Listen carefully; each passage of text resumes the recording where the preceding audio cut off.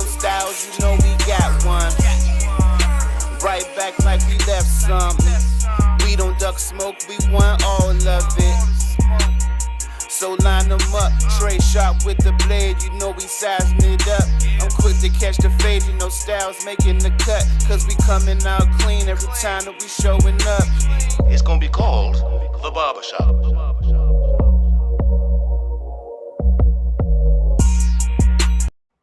What up, what up? Welcome back, folks. It's a brand new episode of the Barbershop Sports Talk Podcast. We are streaming live on the YouTube channel, also on the Facebook page, on Twitch, Instagram, and on Twitter. Your boy Trey Frazier back in the building. Got the homie Maestro Styles here with me today. Yes, sir. Yes, sir. What's good, man? What's popping? Cooling, man. How you? Hey, man. I feel good, man. Fresh baldy, huh? Yes, sir. Yes, sir. All right, yes, sir. All right. Brand new glasses, also. Yeah. Okay. Try to matching it up. Newer all around. Yes, sir. Yes, sir. Feeling pretty good, man. It's the time of year, man. We get rid of this nasty weather, man. Shout out to everybody that was, out and about yesterday, trying to escape a so-called tornado. But let me not say so-called, because a friend of, or a coworker of Debbie's yesterday texted her a picture of an actual tornado that hit Laurel. Wow. Yeah. Saw the funnel and everything. Yeah, that's crazy. It was funny because I was outside around 3-ish, like right when the rain, at least in over here in PG, or the Suitland part of PG. And I'm like, okay, maybe it's going down, but an hour, by the time the rain had subsided, I'm thinking, that was it. But then I seen winds picked up late at night, but right before I went to sleep. So, but I left thinking nothing really happened outside of like in the La Plata area, because I did hear something about the La Plata area. So, seeing something out there. But hey, okay, well at least something. I mean, hopefully everybody's safe, but at least something hit somewhere. For sure, something hit somewhere. Because I got to tell you, I was disappointed. Not disappointed because the storm didn't come through, but because the night before, the schools called and was like, "We're gonna let the kids out 2 hours early." Yeah, my kids couldn't wait to tell me that. So they, I'm laying in my bed. I get text messages from my kids talking about, 2 hours. Like, so, but hopefully everybody's safe and all that. And the storm has subsided. A cold day in PG County. Even though it looked like it's going to warm up in the next coming days. I ain't looked at the weather. I'm just basing it on it's supposed to look pretty good the next several days into the coming week. But I guess officially spring starts this weekend, if you go by the calendar days and all that. And I don't. But, I hear you. Mother Nation and DMV do what she wants. So in April, it's going to rain like hell around here. So for sure, man. But yeah, man, I'm looking forward to this episode, man. Got a guest coming through. Gonna talk a little bit of college hoops. It's tournament time. Tink, the universe around the social media world, she goes by the name of Tink. She's a co-host of the Heelz in the Paint podcast, which is a University of North Carolina or UNC centric podcast. They talk pretty much everything UNC, basketball, football, you name it, lacrosse if they want to. But it's pretty much UNC centric. So she'll be on to, talk a little about the tournament, how she feels about the men's and women's team, which are actually both sides are in their respective tournaments. And we'll talk a little bit of NFL because some moves was made the past couple of days, and we'll definitely get to that. But I got to start with this though. Let's get straight to it. I know what you want to go to. And I think we're gonna fit this in. But let me just give a quick shout out. To me first, because a lot of stuff was happening as we were coming off the pod last week, and we just happened to stumble into Bam Adebayo going for a record-setting 83 points in a game. So I want to give him a quick shout out for accomplishing that record. And by the way, this man won me some money in the parlay for a Yeah. game that they played against the Orlando Magic on Saturday. So, shout out to him. Well, yeah, I do. Congratulations. Let's get that out the way. Congratulations to Yep. Bam Adebayo. Look. The Wizards are tanking. The Wizards are trash. All the necessary things. They was complicit. The way they did Yep. it in the fourth quarter, the way that Yep. he did it in the fourth quarter, all those things are true. Yep. Everybody got every right to feel about how they want to feel about it. Mm-hmm. He got the record, and let's be clear, it's not the record. You're right. Second place. You're right. Past Kobe. He just yeah. passed Kobe. You're right. Everybody wants to forget that Wilt did this, I ain't 60-something years ago. I ain't see no, it. Nobody saw it. Nobody exactly. saw it. I'm not saying it didn't happen, by the way. I'm not saying it didn't happen. Right. I'm just saying I can't go on YouTube and watch it. So no disrespect to Wilt. I get it. All the things. And let me be clear, I'm acknowledging the record. The record's the record. I'm acknowledging him as number one. I am doing that. I'm just saying Bam Adebayo scored 83. And we can watch this forever as history goes on and goes on. Like I said, was it unethical the way they set him up to get the 83 points in the fourth quarter? Absolutely. Everything you want to say is correct. But what I will say is that at the end of the day, if you were in that position, you would want to go get the record. Maybe some people in the world that's more ethical and would want to get the record ethically. Cool. God bless you. But if there's a situation where you can get the record, go get the record. You know what I'm saying? Yeah, this was a handshake agreement between the Miami Heat and the Wizards. Like, let's be clear about that. I mean, Eric Spoelstra came out in the presser and said exactly what most fans was thinking. Like, yo, the Wizards really not trying to win this game. Like, they just trying to play so they won't get fined. You know what I'm saying? Like, this is just another game to them. But Miami.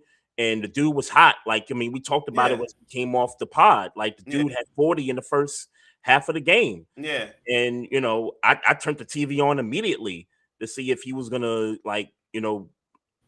pass Kobe, to be second all time in that. So, congratulations to Bam Adebayo.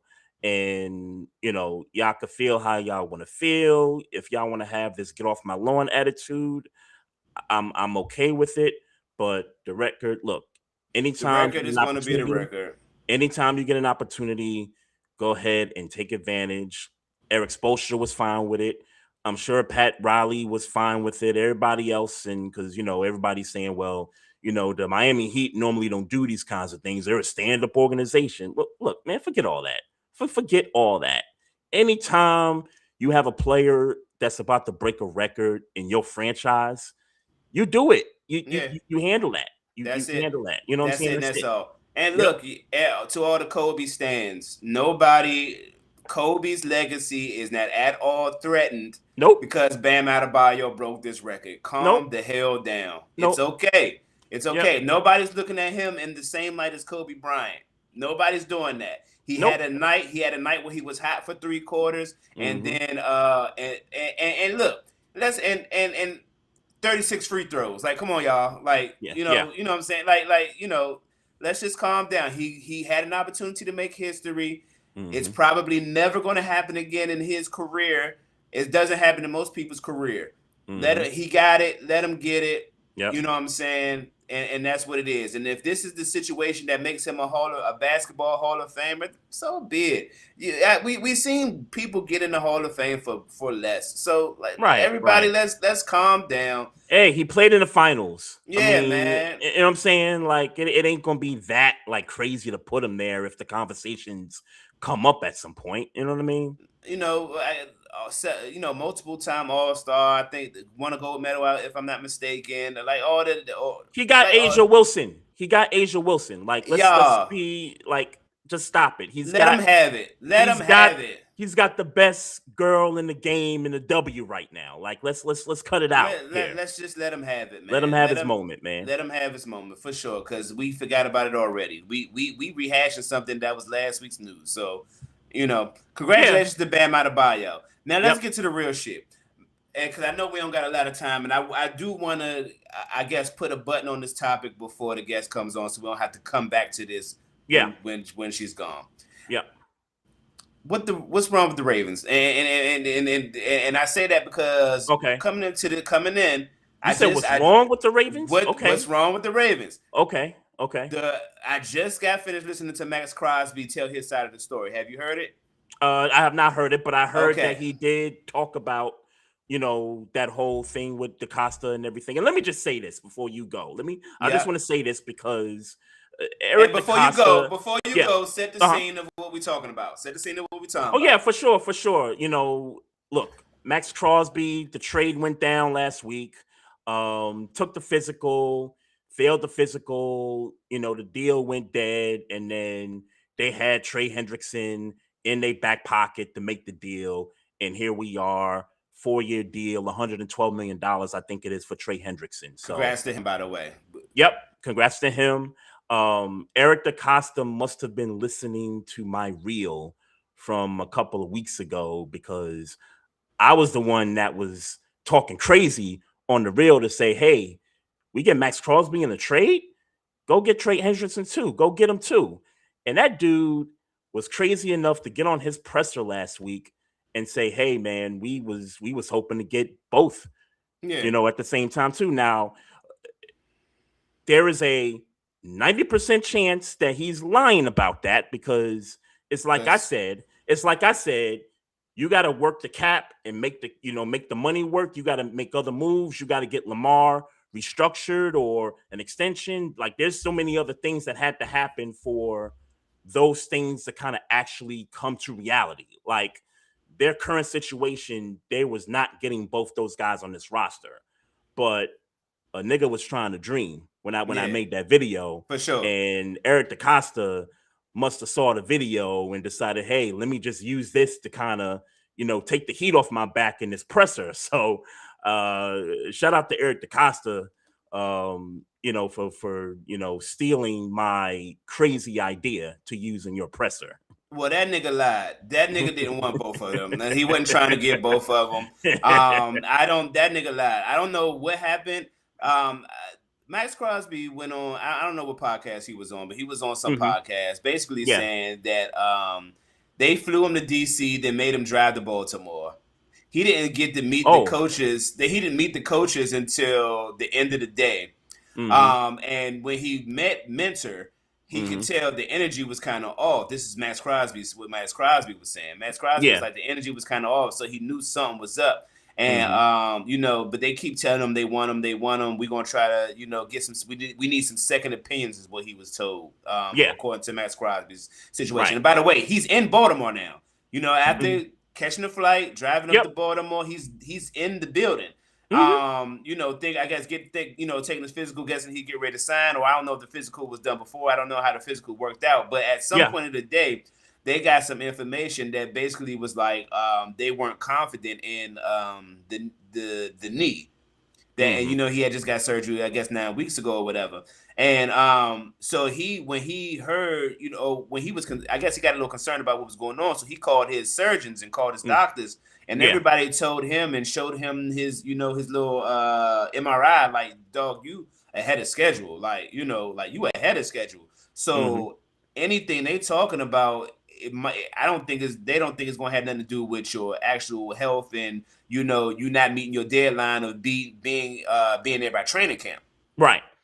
Long story short, he leaves the building without an answer as to whether he's going to be a Baltimore Raven or not, and gets a phone call at the hotel basically saying that they chose to go another direction. He mentioned nothing about a bad physical or a failed physical. He mentioned nothing about that on the pod? No. Okay. Not, at least not in the 4 minutes that I watched. Let me say that different. Not in the 4 minutes that I watched. What in your mind? I'm asking you, Trey. What in your mind? And I'm asking you to speculate. What happened? Because it's no way in hell. Buyer's remorse. Buyer's remorse. Explain that.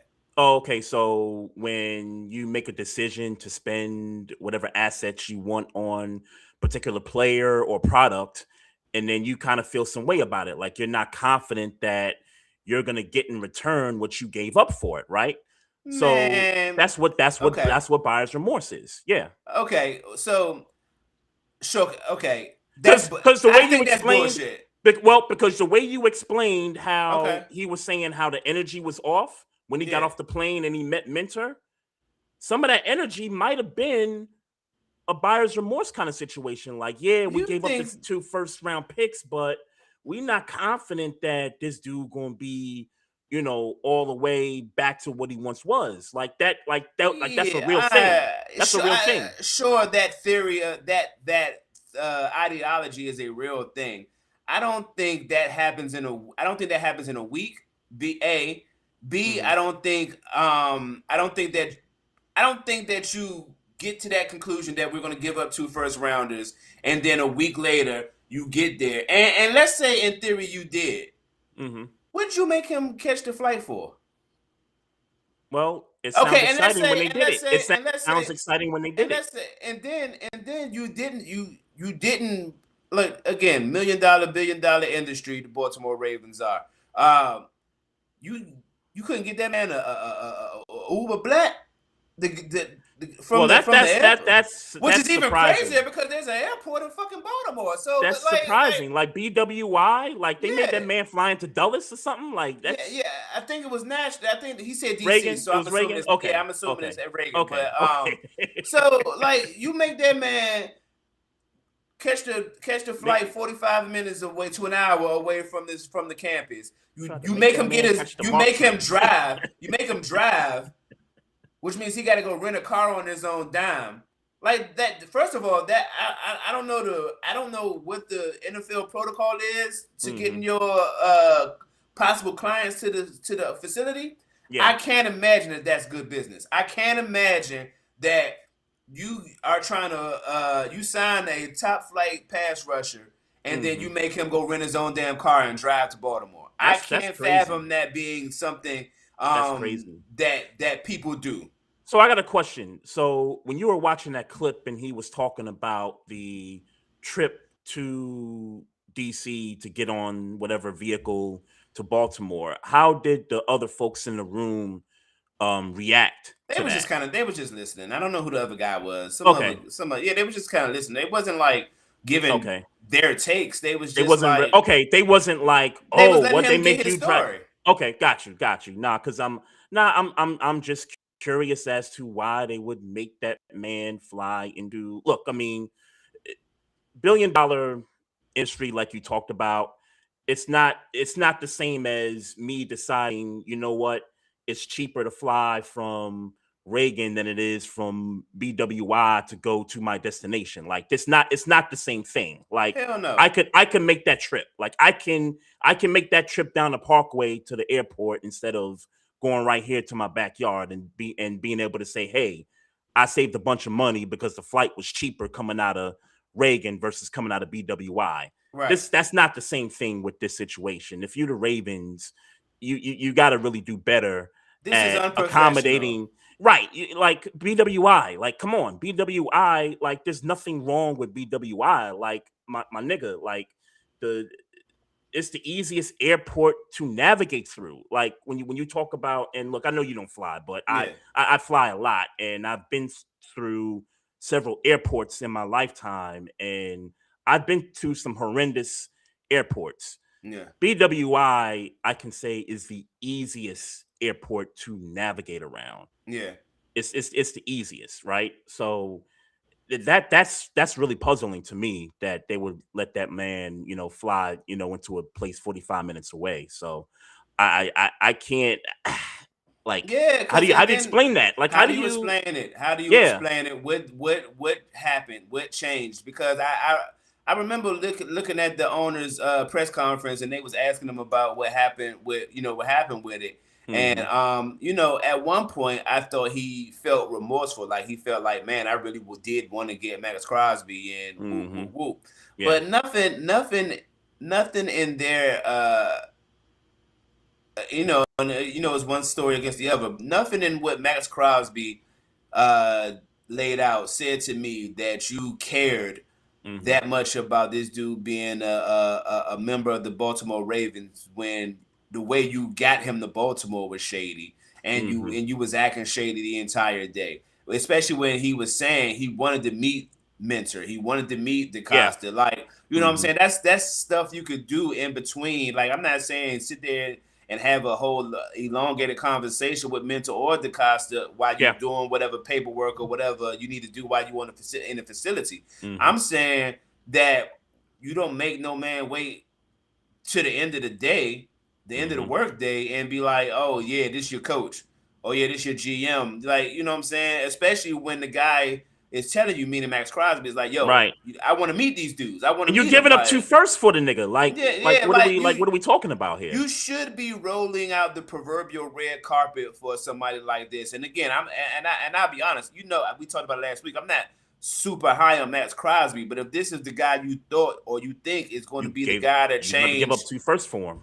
You should roll out the proverbial red carpet. And this treatment is kind of crazy, and it makes me feel like you never really, really rocked with Maxx Crosby. And I don't know the rhyme or reason or your method of madness of how this was handled, but this is definitely a red flag on the Baltimore Ravens. You know, like I'm noting this. Like, y'all niggas look crazy. Yeah, perception. Yeah, y'all niggas look crazy. The perception is not good. And you signed Trey Hendrickson. You know. Yep. You know, whatever. You know, you get the consolation prize, but that was the pivot. That was, you know, aside from the Maxx Crosby thing, that was the pivot for them to make. But to get back to the whole buyer's remorse thing, from my perspective, they've never traded a first round pick in their history.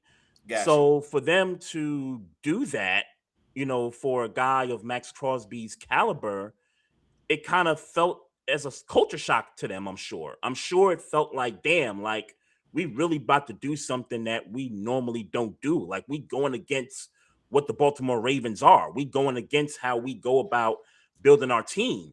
And that could be a part of the remorse. And maybe that led into the treatment of how they escorted him into town. It could be all a part of that. Lack thereof. Yeah, right. It's bush league to me. Like, that's wrong. Like, that's wrong. Like, you don't treat the guy that you're gonna give up 2 firsts for like that.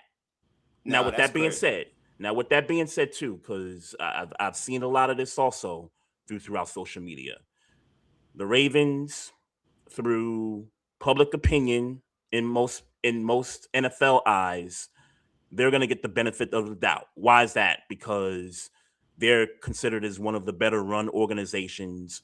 We're talking about the Raiders on the other side of this trade, where it looked like the Raiders got screwed, you know, according to people's perception. But at the end of the day, the Raiders aren't getting that benefit of the doubt because the Raiders have been terrible for almost 2 decades.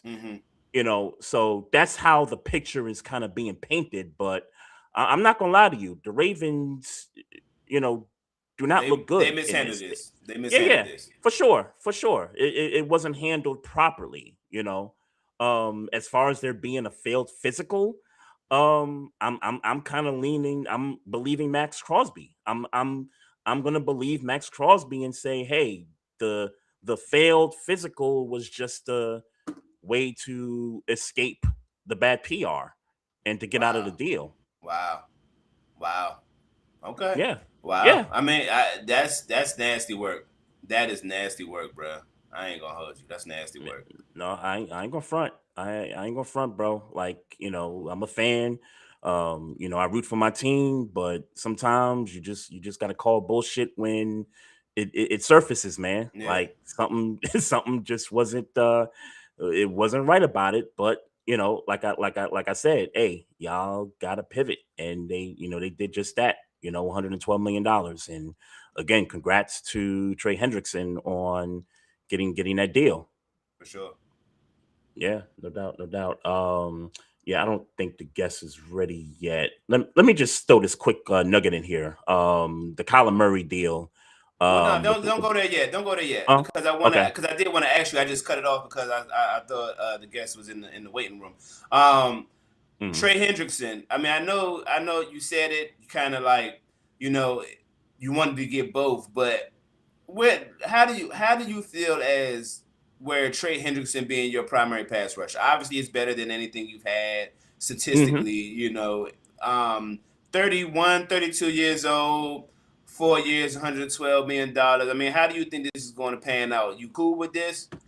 I am cool with this. And it's for the reason you said. I mean, it's better than anything that they've had, but I think when you add him with Matabike, who's progressing with, healing from the neck injury that he suffered last season. And there was a lot of rumors that he might just retire from football because of how potentially severe the neck was. So you get him back and you pair him up with Trey Hendrickson. I think that's a pretty excellent duo of pass rush right there, if you ask me. You know how did he have double-digit sacks last year, Trey Hendrickson? I want to say no. But I know he had the one. He had a couple of 17 and a half sacks. Yeah. I know that. I know that. The Yep. reason why I'm asking, and I'm just gonna say it. I know he is maybe 3 years younger than Cal Van Noy, but this doesn't concern you from the perspective of him being a Cal Van Noy, where he's a experienced pass rusher, but he don't necessarily got the engine to be a dominant pass rusher. I think in this system, and again, this is a brand new defensive system, new coaching staff. There's no more Zach Orr to run this offense, so this is Jesse Minter's. I'm sorry, defense. This is Jesse Minter's defense, and so I just think that the way he was able to get Owe sacks to kind of put him in a situation where it's like, okay, look, man, we're not going to ask you to do anything more than what you're capable of. Mm-hmm. Just go after the quarterback. And, he got the sacks. So, it worked out well for Odafe Owe. I think it's going to work out tremendously for Trey Hendrickson. Okay. I mean, yeah, the Owe definitely did get that deal in Washington. Hey, so. you said Albert Hainsworth. He got that Albert Hainsworth. He definitely got that Albert Hainsworth deal. So, what I mean? Disrespectful, man. That's disrespectful. For sure. But okay, Kyler to the Vikings. Oh no, we ready? Yeah. We could get her on here. She was having some technical issues there, but looked like we worked it out. Welcome to the show, Miss Tink. Hello. As social media likes to call you. You've been very influential in Twitter Spaces. Also, you got your own podcast, co-host of Heelz in the Paint podcast, which is a North Carolina, centric podcast, and I see you got the shirt on there, so you repping. I do. Go Heelz. No doubt. You repping, and you've also contributed to these rants as well in the past there. So, and we was on that same episode a few months back. So, welcome to the madness. Listen, March is my favorite time of year. It's my favorite time of year. I'm in heaven. For sure. Well, let's get into it. Let's talk about your background, kind of what got you into Tar Heel fandom, North Carolina fandom, and tell us a little bit about the podcast. So, Tar Heel fandom. So the podcast, I've been a UNC fan my entire life. I was so much of a fan that when I moved back to North Carolina, I enrolled and went to grad school at UNC. So. I am actual UNC grad, so but I've been figured that. I figured that. I was like, there's no way you just a fan of a college team and you not take a few classes on campus, right? No. I mean, but there are a lot of fans of Duke and UNC that never attended. They're just fans of the school. So that's crazy. But yeah, to me, I mean, I get it. But I was a fan for the longest time until I actually graduated. But but yeah, I've been a UNC fan for as long as I can remember. It's even better being a grad. And for the podcast, for Heelz in the Paint, so a great friend of mine, his name is Linzel Graham. He has a podcast called 94 Feet of UNC. And under that brand, he wanted to do Heelz in the Paint, and he reached out to myself and my co-host Maddie to do that. And we cover the women's basketball team. It's the first ever podcast that's really been the focal point for the women's basketball team. That's dope. So with working with, and with me working with D and working with other women that's involved in sports, we just want to continue to highlight women in sports because for as long as I can remember, people will always say to me, was like, there's no way you like sports as much as you do. And I'm like, do you know me? There's no way you know me and you ask me that question. Like, I mean, I'll be having conversations with people and we'll be going at it about the Duke and Carolina rivalry. And I will give Duke their props. I will throw up in my mouth as I'm doing it, but because I despise them. But I always tell people, I love basketball more than I hate Duke. I don't know if you know a woman that loves basketball more than me, then she must really, really love basketball. My mama love basketball. she fall asleep to it every night. Me. That is me. Hey, Ma. Look, tell your mama, say, hey, girl. That's me. So, but yeah, we just try to on the podcast. We try to highlight the women's team.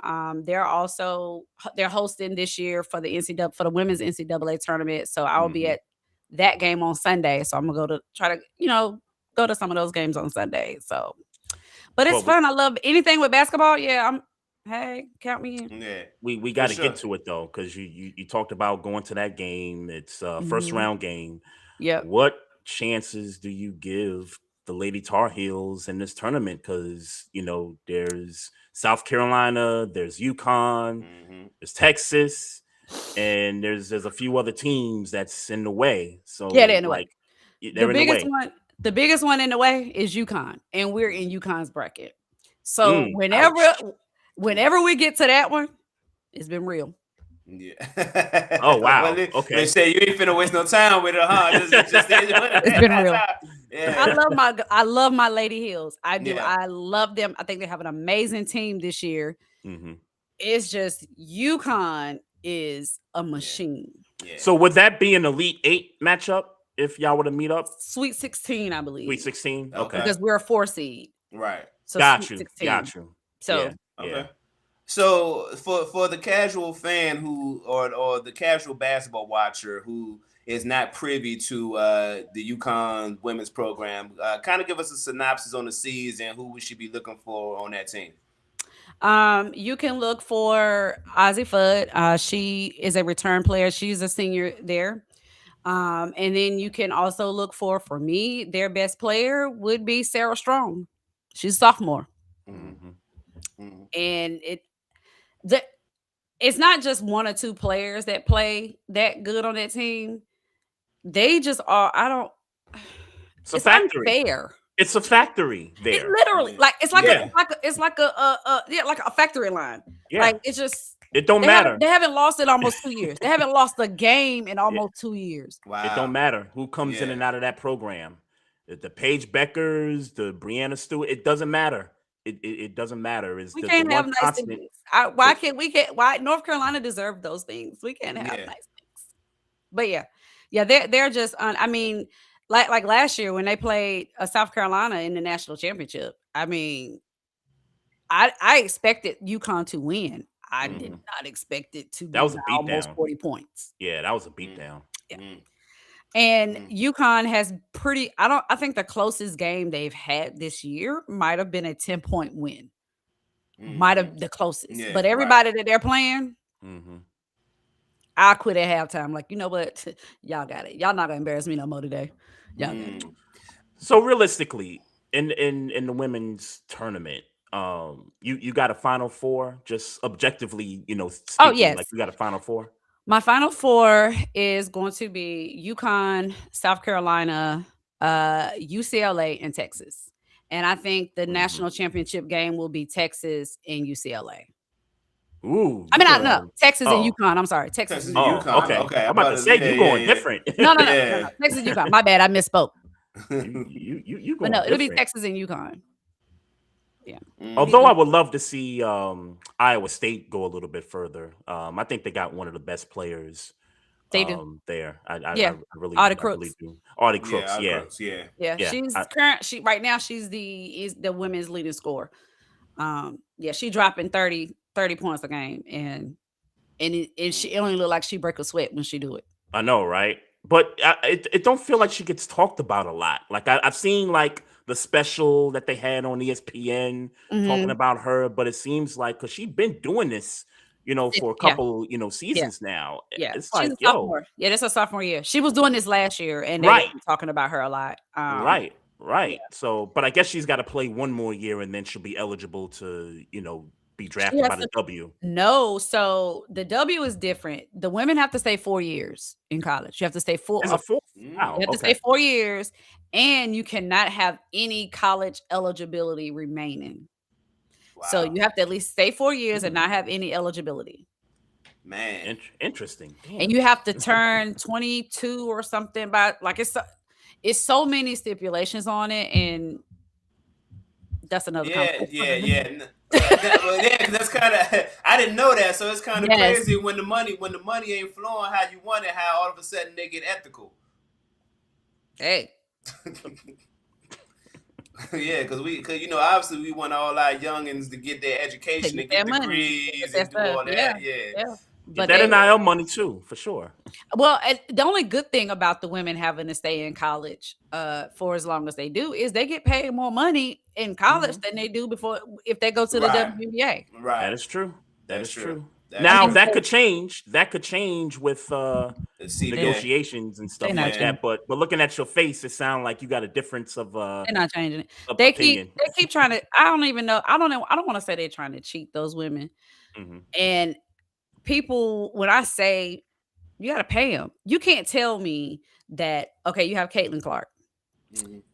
For my birthday last year, I went to a Chicago Sky versus Indiana Fever game to see Caitlin. Right, it's a hot ticket, yeah.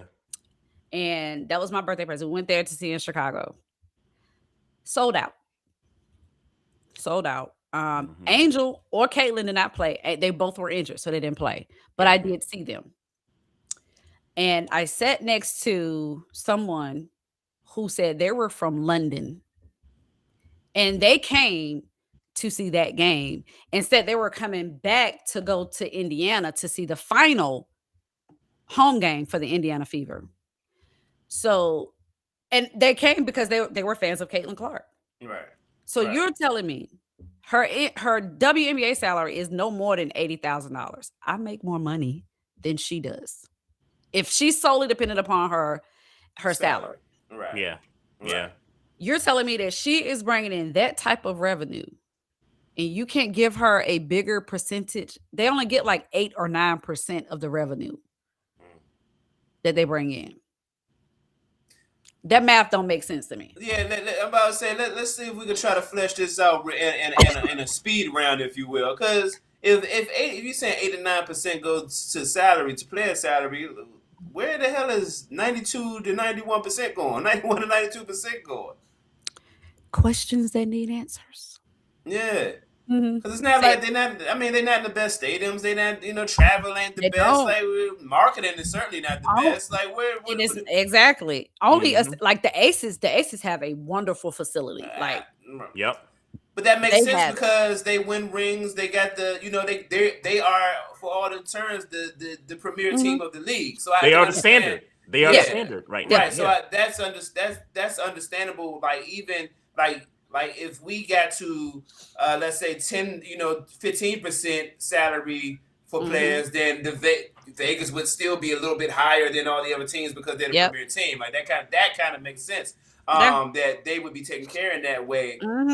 But still in all, like, look, I'm in DC, so the Mystics, who are not a great team right now, young pieces and all that, working on it. But I've been to the stadium. Like my kids graduate from that in that same stadium. It's not with your idea of professional sports. When you go to the stadium, it's not your idea of how professional sports should. It's not Cap One Arena. It's not that. That's the best way to say it. It's not Cap One Arena. It's not Cap One Arena at all. And there's a lot. And there's some teams in the league that still that shared stadium. Like the place, like the Dream in Atlanta. They play in a little Cracker Jack box that I think 2 Chainz bought, some years ago, and turned it into an arena. And it's like, no, they should be playing downtown, sharing an arena with the Hawks, getting, Do selling you games know? out.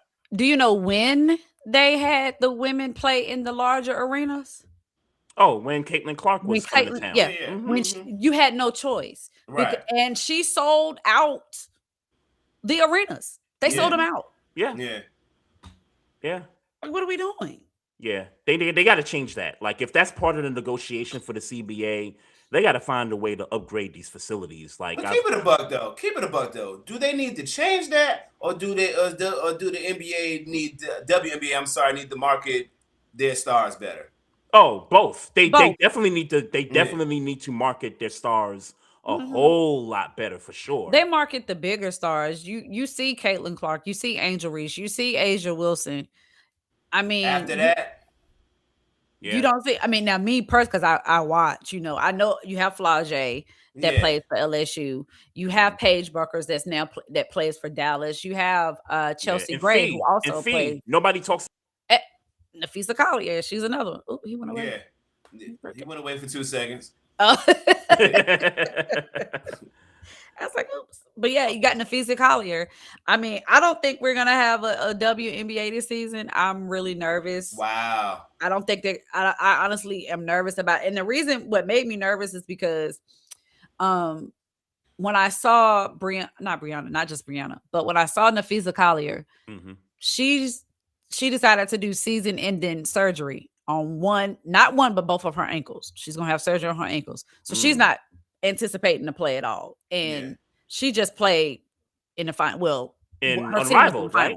Yeah. No, she didn't play in Unrivaled this year. She would have, but she was injured. Right. But she's one of the owners, one of the founders of Unrivaled. Yep, her and Brianna. Her and Brianna. Yep. So yeah, but Nafisa's team in the WNBA just played in the WNBA finals. They lost to the Aces. And then Brianna Stewart just signed a contract to go play overseas. And the season, but the WNBA season starts. I was gonna say it's starting pretty soon. It started in May. They're about to start training camp next month. Yeah. Oh wow. So I'm really nervous. I mean, and I can understand the women are not letting up because they do have Unrivaled. Chelsea Gray played in Unrivaled, and she made $200,000 by winning the one-on-one tournament. First of all, I don't know who would play her one-on-one. I would have quit because they call her the point guard for a reason. Yeah. And she's that nasty. Yeah, she's that nasty. And she won that one-on-one tournament, and she made $200,000 in 3 days. Her annual salary from the WNBA is $196,000. She made more than her annual salary. In 3 days. You're making me nervous now because Maestro. I told you I think a couple of weeks ago. Look, they're gonna get it done. They're gonna find a way to, come to terms and get the season going. But my God, I hope they do. You're just giving me some new information about players signing to play overseas and people getting surgeries and stuff to miss the season. Like I don't know now. Like it's making me nervous. And Asia is at all the Miami Heat games. She over there. She is Bam's cheerleader right now. Yeah. No doubt. So hold on. Any quick thoughts? Audible. Any quick thoughts on Bam Adebayo scoring 83? Listen, I love it. I love it for him. I don't know why people are trying to shade that man dropping 83 points, talking about something. Well, he made 36 free throws. 83 points is 83 points. I don't care how you got it. Don't matter. Every single time. Hey, it was a handshake agreement. I said this to Maestro on the top. This was a handshake agreement between the Wizards and the Heat. It's all good. Especially when they saw that he could. When you get to the third quarter, because I was like, hold up. He got how many points? Yeah. When they said 77, I said, oh, well, let me look. When he got to the first quarter, the end of the first quarter, he was like 30-something points. Yeah, he was cooking. Yeah. They saw that he could break Kobe's record. And I'm a diehard Kobe Bryant fan. Rest in peace. Because I'm a diehard Lakers fan. But I was not mad at all. Like they were saying, like it was Kobe fans mad that he broke the record. No, I don't care. I'm glad. Well, those fans need to understand what a record is because Kobe doesn't have the record. Wilt Chamberlain has the record. It's just that nobody saw him do it on TV. It's the only people that saw him do it were the people that actually went to the game. Yeah. I've always said the reason why people are upset about the 83 points is because of who it is. Mm-hmm. If it was anybody else, they wouldn't care. Or somebody, if it was a Steph Curry, they wouldn't have been mad. Yep. If it was KD, you wouldn't have be been celebrated. LeBron James. Crazy. If it was LeBron James, they will still be talking about it now, and it will be on my nerves. Right. Facts. That's a fact. Facts. Yes. Hey, Tink, who's your top 5 UNC athletes? Ooh, my top 5. This is tough. I love when I get this question because I really be thinking like I got it, I know it, but I don't know. So my top 5. Number one. Oh, you gonna rank? Okay. That's the only one I'm gonna rank. No, number one. I'm only ranking number one. Is number one. Yeah, number one. Number one is number one. Okay. You can put whoever you want after that. Yeah. Okay. Yep. And that is Michael Jeffrey Jordan. Yeah. Yes, ma'am. Yeah. Yes, ma'am. You can put. I don't care who you put behind. That goes for the GOAT conversation too. It's Michael Jeffrey Jordan. Mm-hmm. Well, the GOAT, Michael Jeffrey Jordan, Kobe Bryant, and I don't care who you put behind them. That's where I stop. Okay. But for UNC, yes, Michael Jordan is numero uno. Mm-hmm. Period. And then I will go with Tyler Hansborough. Wow. For UNC. Phil Ford. I think Phil Ford was probably one of the best point guards to ever play at UNC, if not the best. Mm-hmm. James Worthy is also another one of my favorites. I might be kind of biased because he was also a Laker, and I like to watch. Big game James. Yep. Vince Carter. I enjoyed watching Vinsanity. I was just waiting for you to say Vince Carter. That's all I was waiting for. Definitely Vinsanity. How many is that? Is that 4? That's 4. That's 4. Athlete. Yeah, because you did it so fast. I feel like you leaving somebody out that you want to rank above Tyler Hansborough. You definitely leaving somebody out. One is one. Yeah, one is one. You're definitely leaving somebody out that I'm expecting you to say, but who? I'm gonna see if you're gonna say it. Go ahead. She already named her 5. Huh? No, I have 1 more. Yeah, she had James Worthy, Phil Ford, Tyler Hansborough, Vince Carter, and Michael Jordan. Okay, that's right. All right, so I thought you were gonna say Kenny Smith, and there's a little bit of bias because I'm from New York. And there's a bias. Smith, yeah, it's a bias. It's a bias for sure. I like Kenny, but he's not my favorite. And he wouldn't. And as far as North Carolina, not over Tyler Hansborough. I get it. As far as North Carolina. No, I get it. I get it. I just I was hoping you say Kenny Smith, but hey, I like Kenny. I do, but he's not like Kenny Smith. Yeah, who don't like Kenny Smith? You don't like? Who don't like Kenny Smith? You know. Hey, all right. But yeah, he just all right. No shade. He just all right. No whatsoever. Right.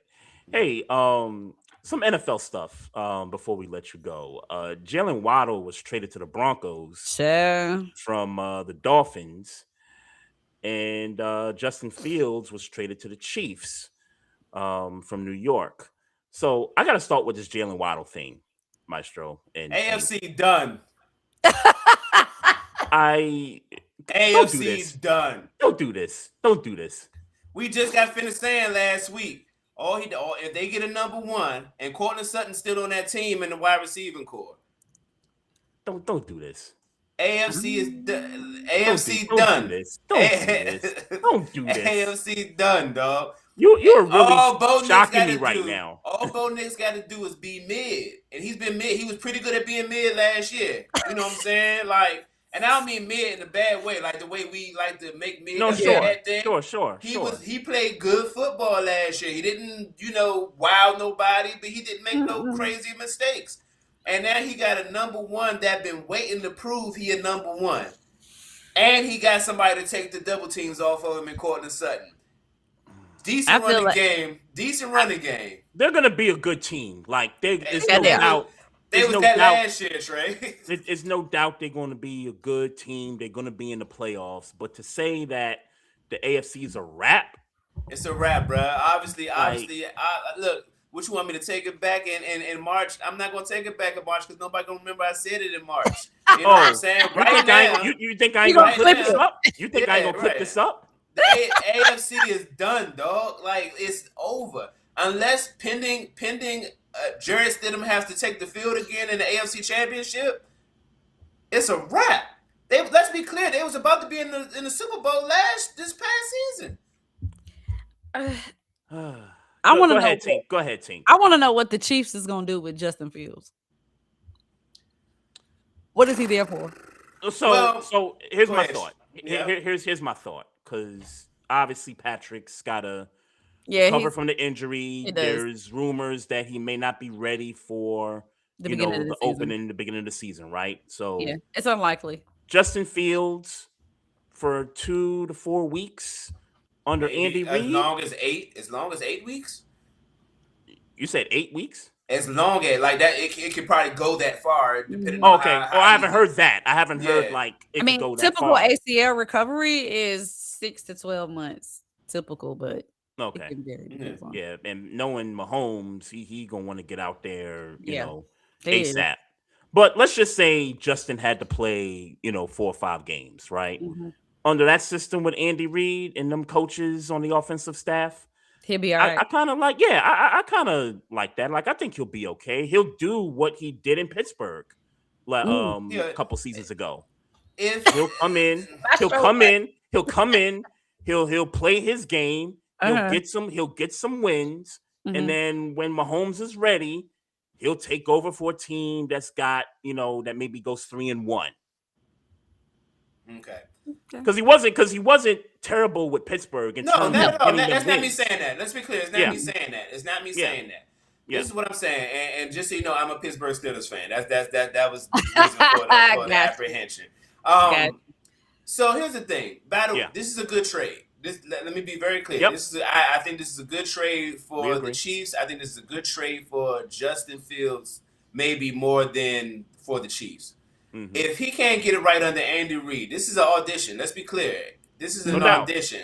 No doubt. We thought, the way he looked in New York, we thought it was a wrap. And you already know how I feel about Justin Fields. And I wanted to keep him in Pittsburgh that year. But his problem is that for whatever he got going on, whatever Chicago did to him, he's scared to throw that. He's scared to let that ball go. Yes. Yeah, he plays very timid. Yeah, he played timid. He can't wait to run because everybody knows he's good at that.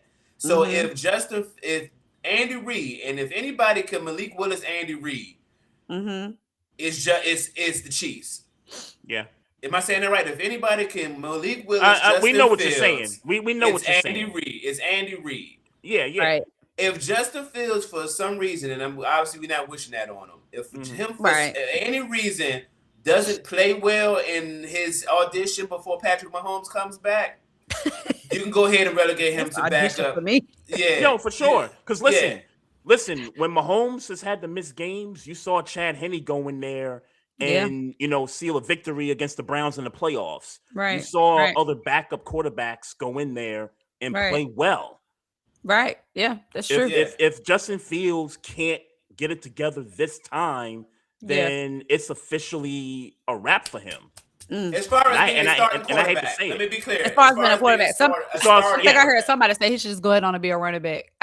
Yeah. Nah, see, I hate when they were joking. I hate when they do that. Look, he's just not a starting quarterback if it didn't work in Kansas City. That's what he's auditioning for. If this doesn't work out in the 4 or 5, maybe however many games that he gets to start, because I can't imagine he's not going to start for the Chiefs while Mahomes is out. He's going to start. You know what I'm saying? So if he can't put it together, and I ain't talking about like squeak by wins. I ain't talking about game managing wins. I'm like, he needs to Malik Willis this situation. Yeah, like he needs to at least get one of those Malik Willis versus the Ravens last year. He needs to get one of those in September, October, so he can get back on this. Win or lose. Win or lose. You got to play well. You got to play well. You got to play well. I think you will. And speaking of Malik Willis, y'all, why they trying to set my man up in Miami? That's all they doing. You gonna trade the best receiver off the team after you just got Malik Willis, man. I don't like they be doing these black quarterbacks, man. Just setting them up. But yes, they fucking him. Let's be clear. Yeah. That's what they're doing. That's what they're doing. That's exactly what they're doing. But the Dolphins also got some shit with them because I was just scrolling Twitter before we got on. Yeah. $175 million in dead money. Yeah. Ooh. That's a lot of money. $175 million for players. For players you didn't have to look, and let's be clear. I thought Tua was going to be gone. Yeah. But they didn't have to get rid of Tua. They didn't have to trade Minka Fitzpatrick. In fairness, they fired Chris Greer middle of the season last year. So somebody else is the new general manager. These decisions. And they're making the decision. Yeah. So he's got to clean up. And they got to get a new head coach. And they just got a new head coach. Right. So they got to clean up what the previous regime left over. $175 million. That's a lot of dead money. That's a lot of money that you're paying and ain't nobody working for you. Man, because Tua about to act a fool in Atlanta, boy. You crazy? He about to act a fool. Act a fool in what way? Because he ain't starting. Exactly. Act a fool. The way you think I'm saying it. Exactly the way you think I'm saying it. He ain't gonna have number time. Yeah, he ain't tripping about that vet minimum. He ain't tripping about nothing going on. The money is in the bank. Magic City, what we lemon doing? Pepper wings. Lemon pepper wings. I might pay for it. I might pull up myself. I would love me some lemon pepper wings. Man, he might pay for Atlanta's Magic City night that they just canceled. He might get that thing going on. That, you know what? That really bothered me that they canceled it. I was disappointed. I wasn't disappointed. I understood. I didn't want them to cancel it, but I understood, and I had to be honest. I have a 15 and 13-year-old. I have daughters, and both of them are daughters. My girls. I'm sorry.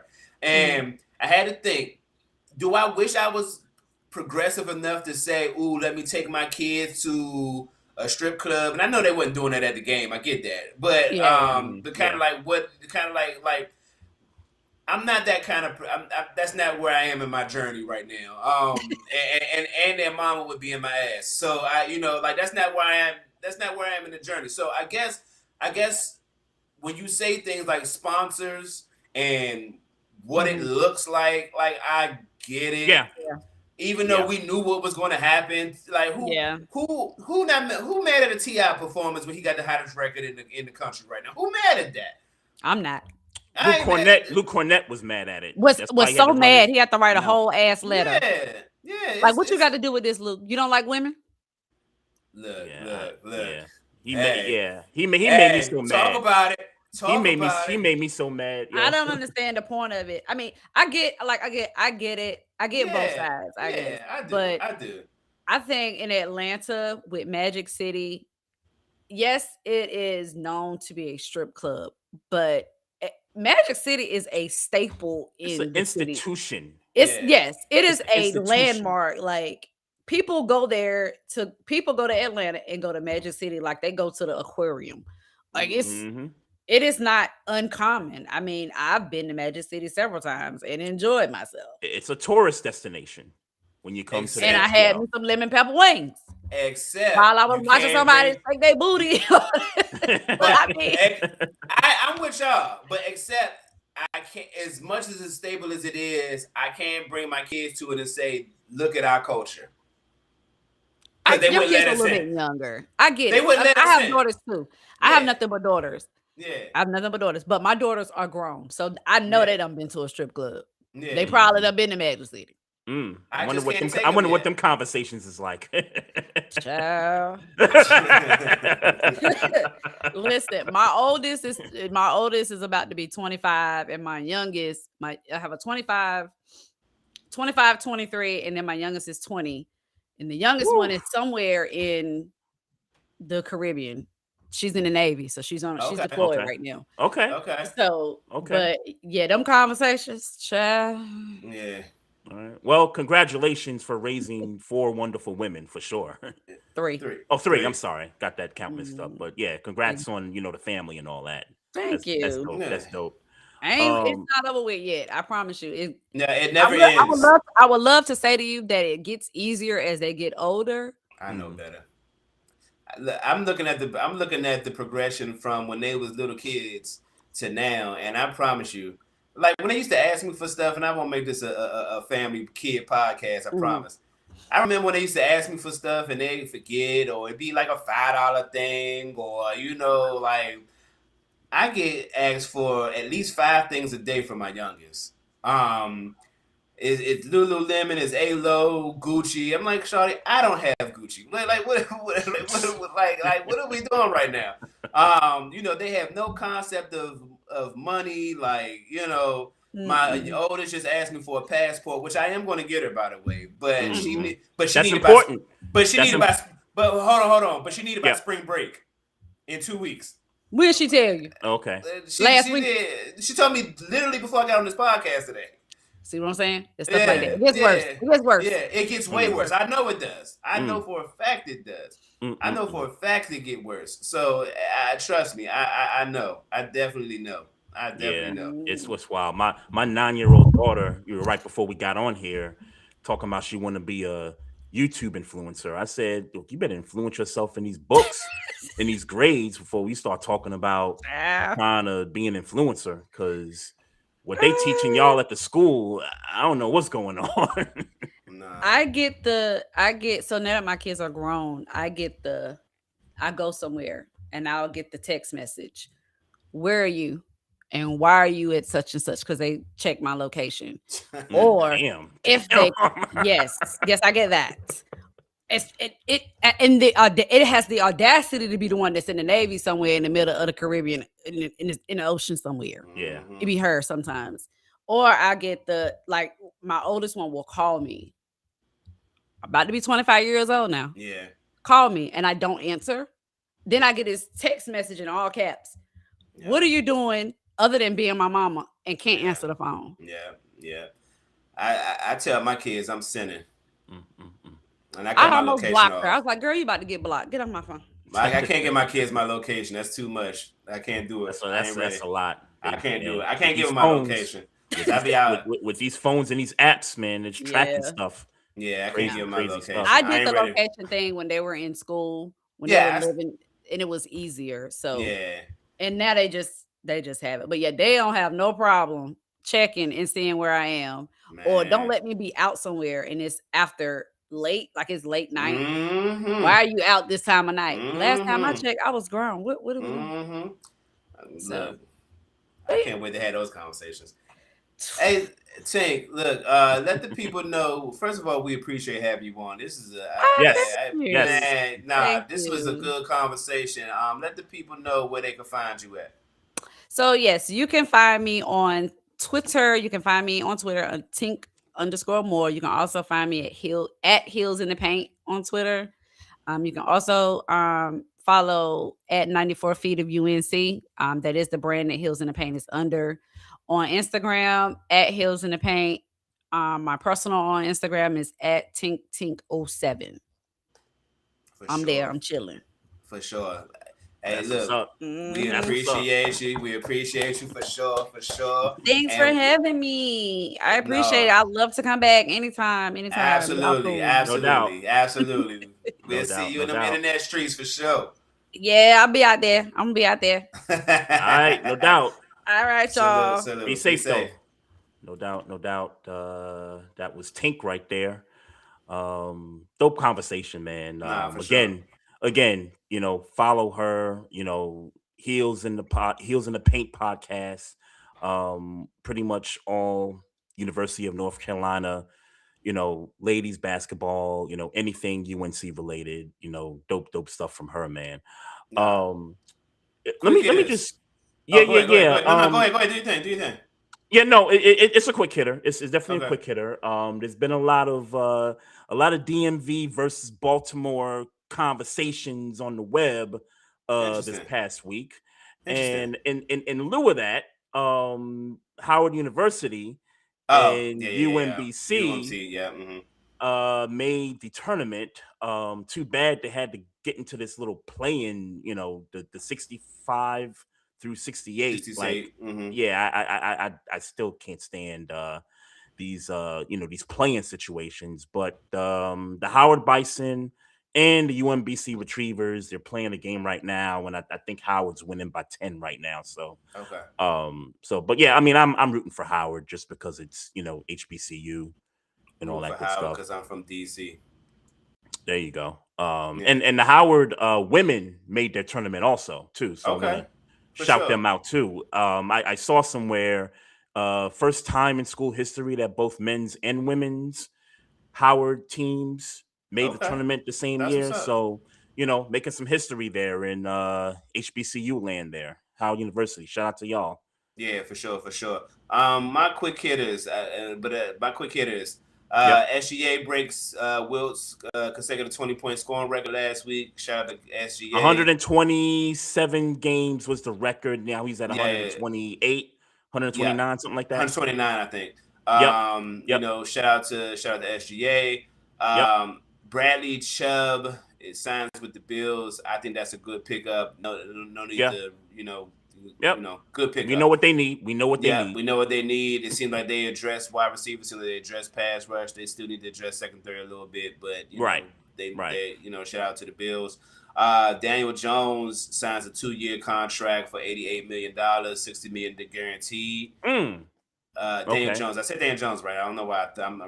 You said Daniel Jones. Okay. Yeah. Because he was on the transition tag last week. That's right. They actually gave him a deal, 2 years, $88 million. So he's in that $40 million a year, average. So shout out to him. My opinion about that situation doesn't change though because of this. They're still trying to kind of like buy time to see what he can be made of. Yeah. Yeah, which is why you give him only 2 years, but he played like a $40 million quarterback up until he got injured.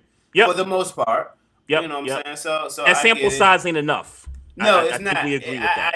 I agree with that too, but you had to pay him. So you had to pay him for or you could possibly had lost him. I mean, I know you could have the opportunity to match, but if somebody would have jumped out the window for Daniel Jones, white quarterback, who run, I don't want to get into that, of course. Like somebody might have jumped out the window. Hey, we got time. I like when podcasts work this way. I only got one more thing I want to talk about, and depending on how messy you want to be in the final minutes of the podcast,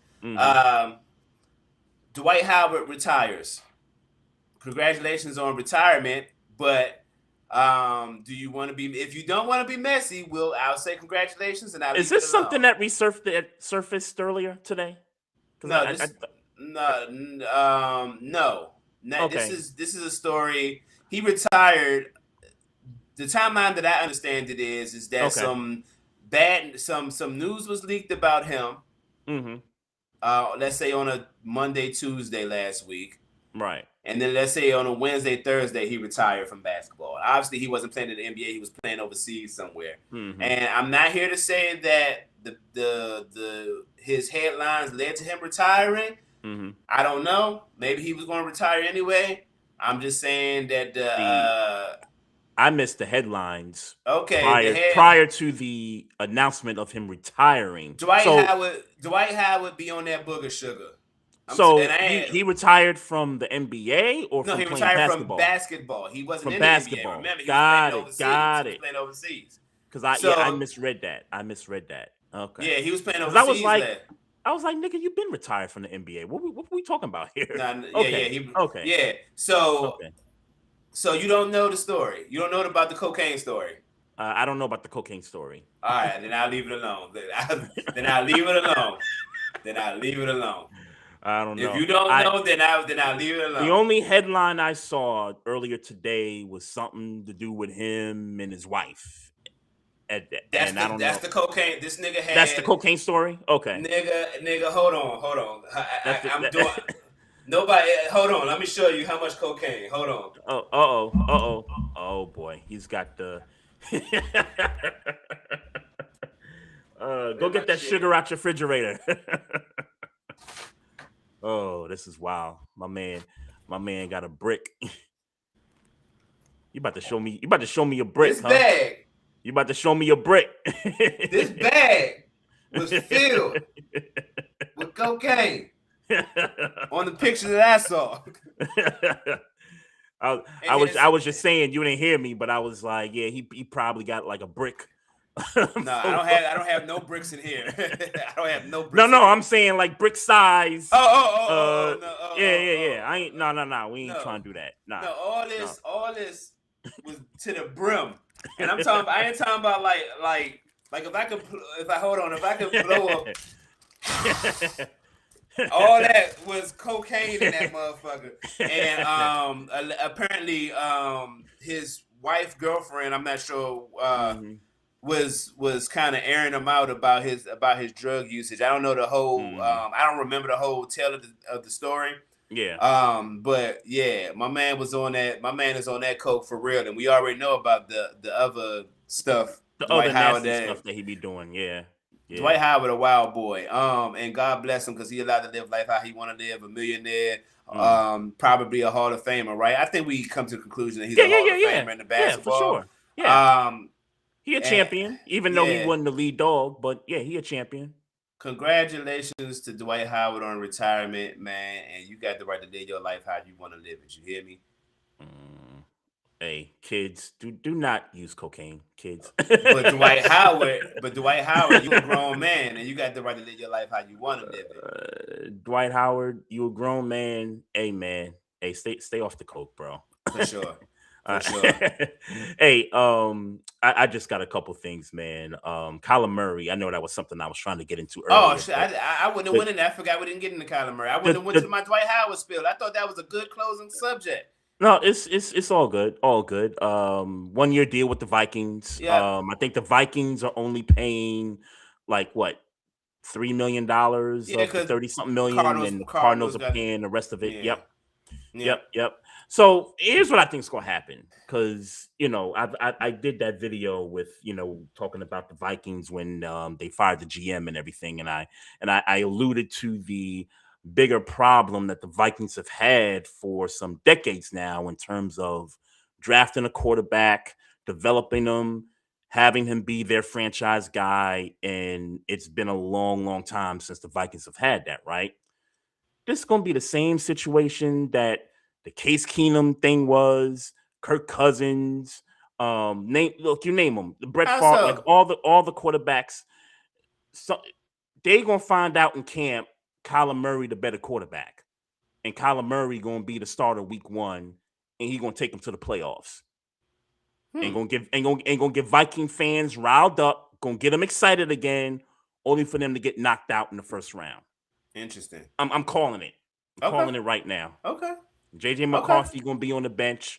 Kyler Murray's going to be the starter week 1. That is such a waste of a second-year number 12 overall draft pick.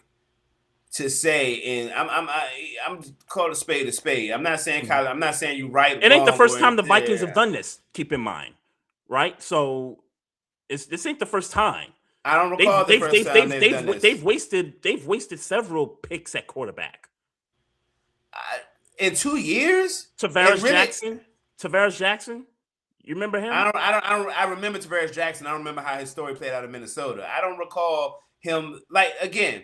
Mm-hmm. We only have 6-7 games to judge JJ McCarthy. Mm-hmm. I don't know. I don't remember Tavares Jackson's story, but I'm safe. He started more games than JJ McCarthy. He definitely started more games, but when it was time to get a real quarterback in there, and no disrespect to Tavares Jackson, but when they realized they had a team around the quarterback spot, right? It was like, yo, we got to make a move, and they went and got Brett Favre in late August. Okay, and that's fine, but that's Brett Favre. You know what I'm saying? Like no shade to Kyler Murray, but that's Brett Favre, wild ass. Brett Favre is, he was doing what he was doing in New York. He was, you know what I'm saying, and then for all intents and purposes, took, if I'm not mistaken, to the divisional that year. No, the conference championship. Conference championship, right? Yeah, conference championship against the Saints. Against the Saints, exactly. So it's like, all right, but it's not like this ain't that. And meaning. Okay, I'm confident. I get what you're saying. Games. I'm confident Tavares Jackson had more games. Yeah, he did. I'm confident. I'm confident. I don't know, but I'm confident Tavares Jackson was not 12 overall. And I'm also confident that Kyler Murray ain't on the field. Let's be clear, ain't nowhere near Brett Favre. I mean, hell, the reason why he's in this conversation is because they don't believe he's prepared to do proper film study. Mm-hmm. Call it what you want. This was that might be the case, and that may still be the case with Kyler Murray. I'm just letting you guys know that the Vikings have had a history of this thing at the quarterback spot where they think they got the guy and they end up bringing in a vet, and that vet somehow gets them to the playoffs. Well, let me tell you, that ain't finna I'm going to directly dispute that, because the Detroit Lions are in the NFC North, the Chicago Bears are in the NFC North, and the Green Bay Packers are in the NFC North. So pending injuries, it's the toughest division. Minnesota is still the worst team in that division with Kyler Murray starting. How would you rank that roster? Like, you think that's a roster that I think is still, and I'm not talking about the quarterback. I'm talking about the whole entire roster. I think that's still the worst roster in the division. I think that's the worst roster in the division. But it's still a good roster. Like, I'm not disputing that. Okay. Just so we're saying the same thing. Just so we're saying the same thing. Because now you're talking about but what I'm saying though is that now you're talking about the Vikings are going to make a wild card. They're not winning the division.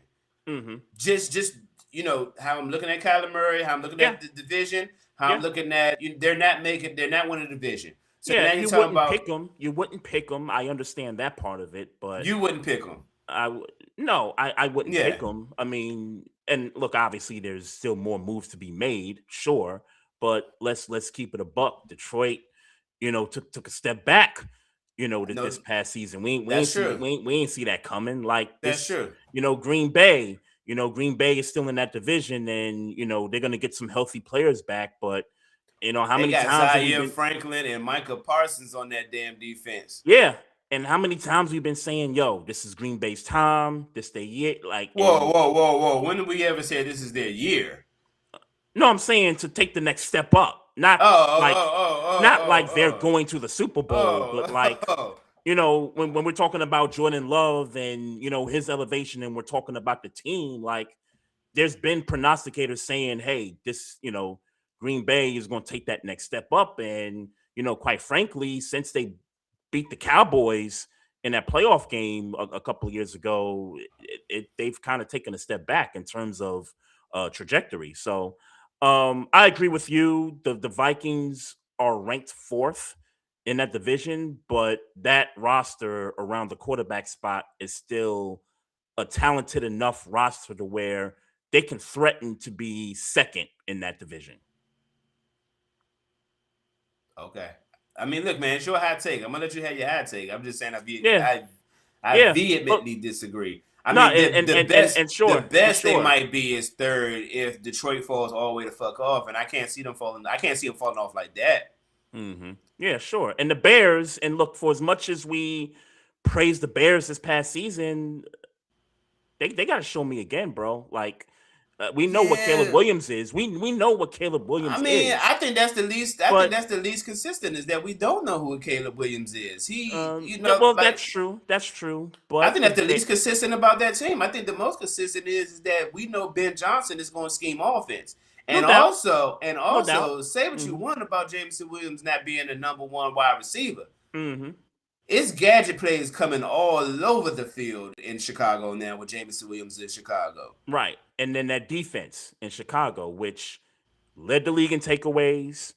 You going to do that again in back-to-back years, lead the league in takeaways? I think they will complement the offense is what I think the Chicago Bears defense would do. Okay. I just don't and then when you talk and then let's be clear again, because we agree.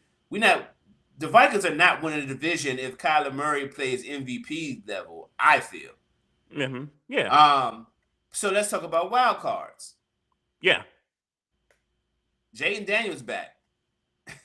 Mm-hmm. The Commanders ain't you trust that defense? I don't trust that defense to be top 10, but I trust that. But that team has definitely got. They ain't spending no whole lot of money, but they definitely got younger. Yeah, they definitely got faster. Yeah, and they definitely got faster. I know where you're going with this. Like we can go through all the teams: Dallas, the Eagles, the NFC West. We can go through. All that stuff. Shit. Keep it all the way 100 right now, and we ain't seen them play a snap. Mm-hmm. I trust the Giants right now over the Vikings. Okay. That's not a hot take. I mean, like, I could see that. But so the worst team in one division, the fourth worst team in the NFC East, in one is not. Like, I trust more than you trust more than the Vikings. A team, yeah. Okay. Like, okay. Look. That's not crazy. It's not crazy. But hold your hot take. But hold it and make sure. No, I'm gonna hold it. Listen. I got my reasons. It's really more about the Vikings. It's really the Vikings. You talking about history. You just talking about history. In history of that franchise, they do this, bro. They think they got the guy, then they end up getting the vet, and the vet somehow takes them to the playoffs. Brett Favre did it. Case Keenum did it. Kirk Cousins did it. Like, they have a history of these things happening. Like, it's one of the reasons why they're like top 5 all time in like win percentage, is because they actually have some good seasons every now and then. They just don't ever win a championship. So we'll see. We'll see. But that division is tough. That division is tough. Detroit and Green Bay, to me, is the two teams you're like, like, you got to deal with that. Chicago, like, you got to show me again with Chicago. I mean, I ain't gonna lie to you. I trust right this second. I trust Chicago with Detroit. Okay. This is where I stand right now. Okay. All right. Yeah. I'm with you, man. I'm with you. If you got nothing else, man, quick shout out to everybody in the YouTube live chat. Appreciate y'all. Also, IG live chat. DA's in the chat. What up? See Tink back in the chat after she was just gracing the podcast earlier today. Shout out to her. Shout out to her for sure. Continue to follow us, folks. We got the Facebook page. Click the like button.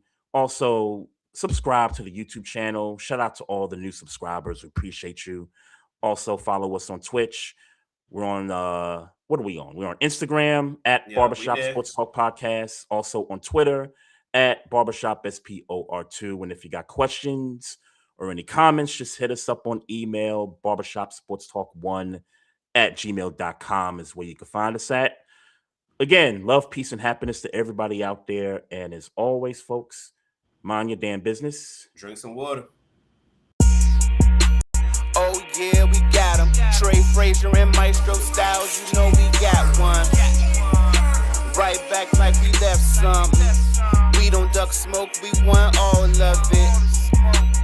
So line them up, Trey sharp with the blade, you know we sizing it up. I'm quick to catch the fade, you know Styles making the cut. Cause we coming out clean every time that we showing up.